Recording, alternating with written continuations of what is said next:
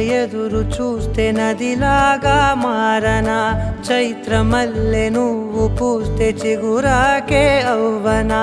నన్నే వరించే యువరాజును అంట నీ యువరాణి